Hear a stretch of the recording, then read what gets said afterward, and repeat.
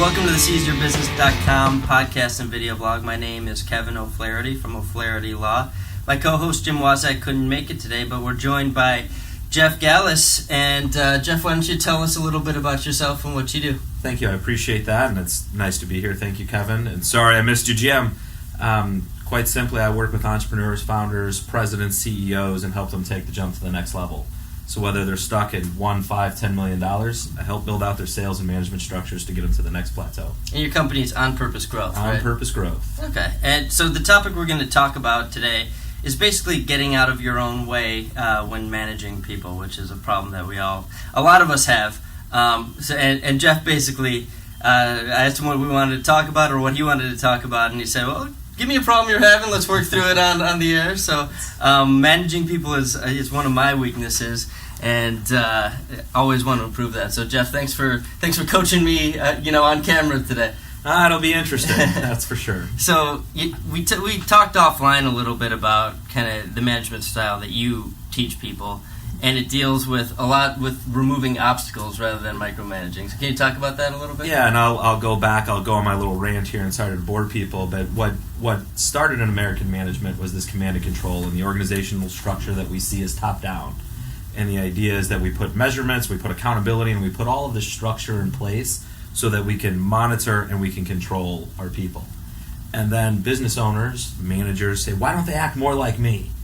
And when you break that down, the way you act isn't about structure and isn't about control. It's about finding a problem and solving it. Yet the organizational structures that we put in place for these $5, $10, $15 million companies aren't one that allows people to do that. So the shift that I help people make is that you have to get out of being a micromanager, go back to being a visionary, go back to being the big idea person, and your job for your people is to remove the obstacles. Not to tell them how to solve a problem, not to put in the specific steps, but rather take a step back and say, hey, this is stopping you from doing it, I can remove that, you go focus on what you're good at.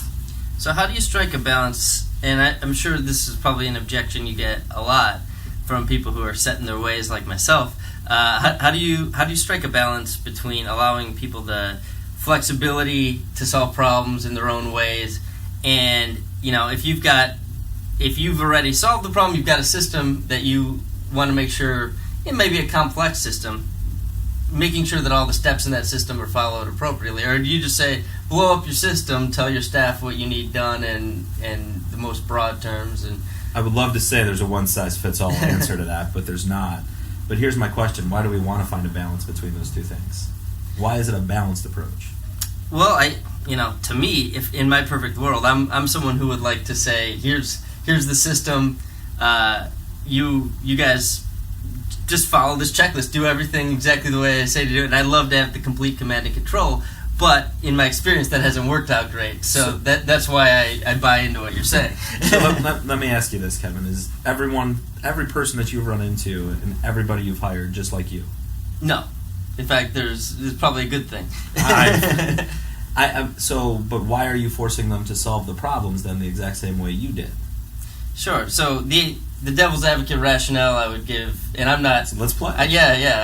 So the rationale I would give for that is because I've got 6 years of experience running the business. I figured out what the problems and the kinks in our systems are, and there's a list of things that I want to make sure, like in the client intake process when we take a client in. Mm-hmm.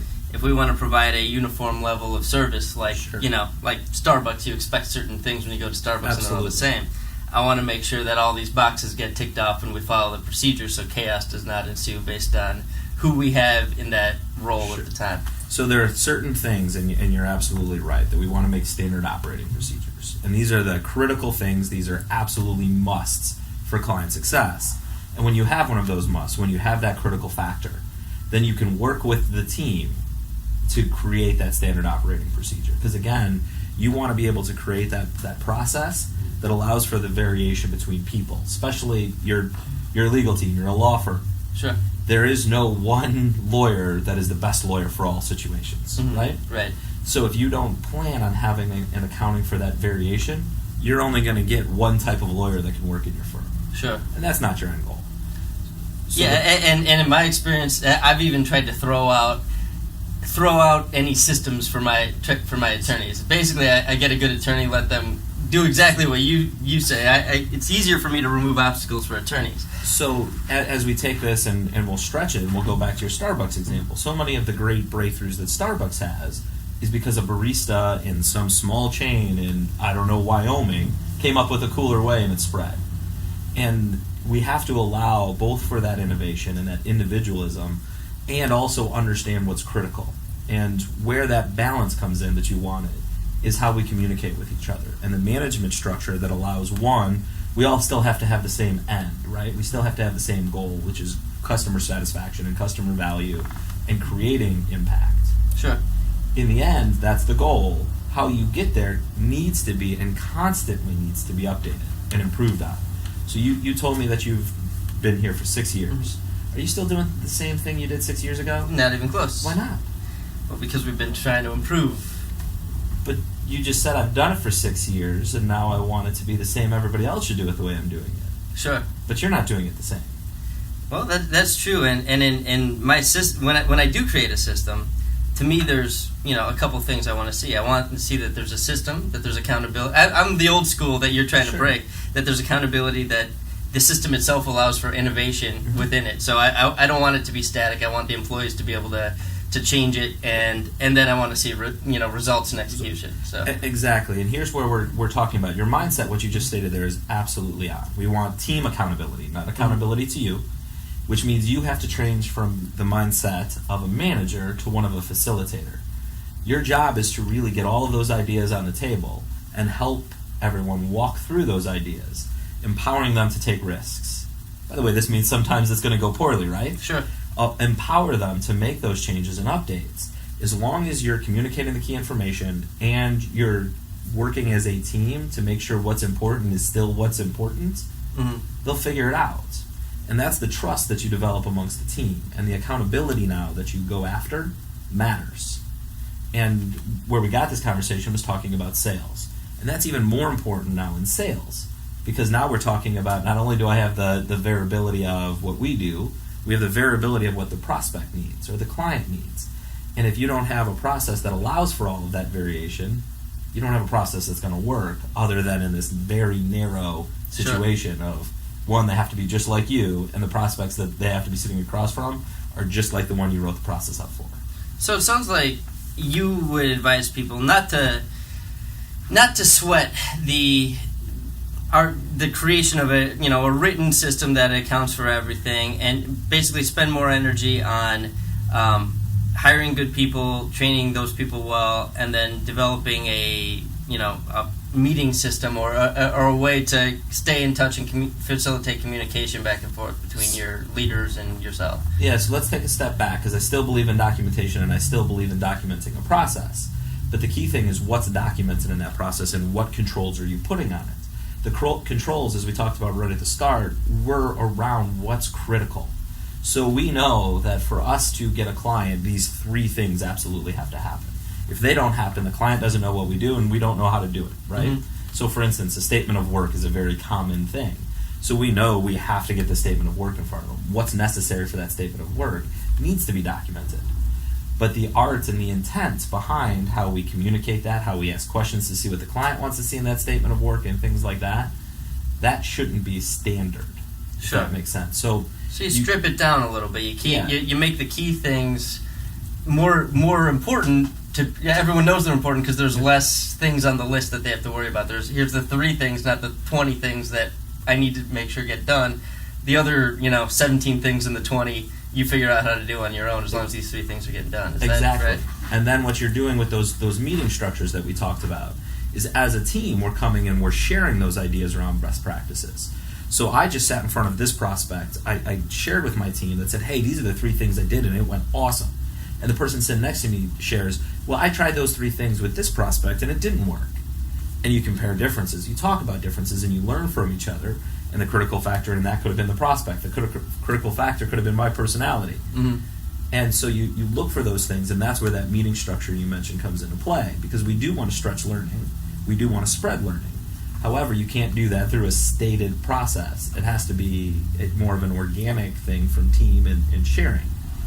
And I want to make this emphasize, the key critical factors those are the things you need to focus on, and everything else, stop paying attention to.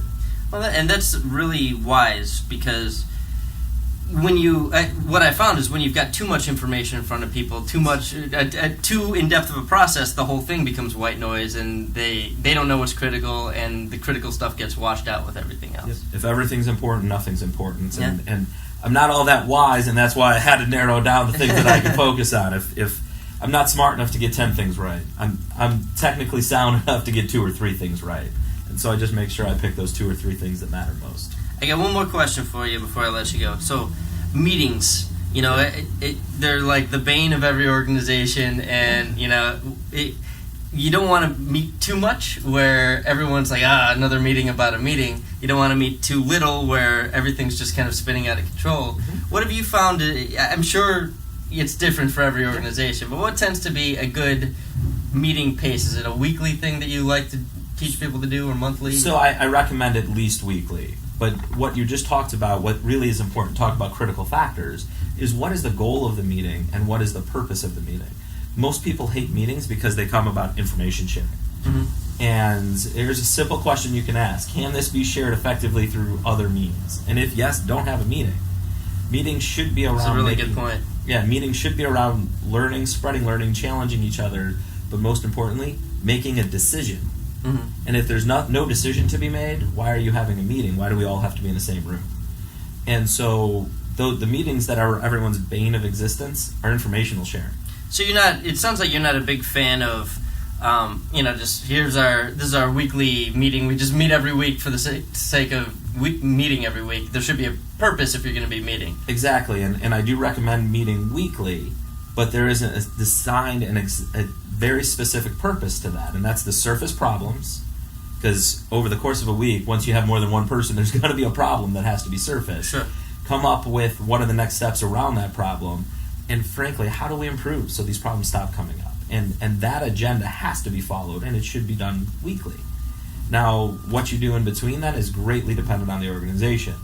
The core thing of meetings, though, is make sure everyone knows why they're there, and the meeting is the best forum to get that problem solved. And again, most of the meetings we all hate are informational sharing, where you're sitting in a room where somebody's up there talking for 20 minutes, you all clap hands, and then you leave.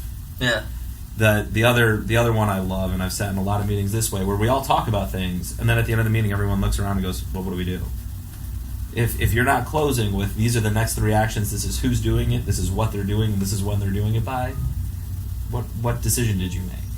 Do you prefer to have a agenda that's, if I'm leading the meeting, if I'm the person, if I'm the owner and I'm calling the meeting of my leaders, do you prefer to have an agenda where I'm dictating the agenda, or a broader thing? What interests me, does your agenda tend to look like, hey, let's have the other leaders in the room tell us what the problems are, and then we'll work? Is it kind of a top-down or a bottom-up approach to your meetings? Yes. It depends on the meeting. Depends on the problem you're trying to solve.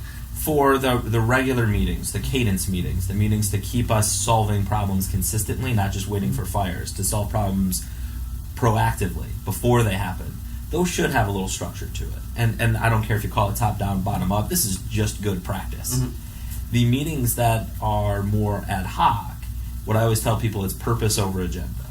So as long as everyone in the room is aware of what we're trying to accomplish, then the agenda follows from that, and the other people in the room, whether it be a mid-level manager or the lowest person on the totem pole, may have a better idea of how to get to that problem. And that's where it comes from the people in the room. As long as you're following purpose and you know what the outcome needs to be, the middle can be filled in. All right. Well, Jeff, thanks so much for sharing your wisdom with us today. If people want to reach out to you, how can they reach you? Generally by phone. I'm kidding. Give us your number. Go to the website, onpurposegrowth.com. It's right on there. I'm on LinkedIn fair amount, so you can find me on there as well. Okay. And if you want to reach me, we do almost every area of law. You can call O'Flaherty Law at 630-324-6666. It's 630-324-6666 to schedule a free consultation. Jim Waszak provides supplemental cancer insurance. You can get his info at seizeyourbusiness.com. where you can also find other podcasts and videos, and we've got over 100 episodes now, so please check those out. And please download us and review us on iTunes. That's a big help for us. Check out learn-about-law.com for my legal blog, podcast, and video blog, and you can also check out makingrealestatefun.com for our real estate podcast and video blog. Thanks so much for listening.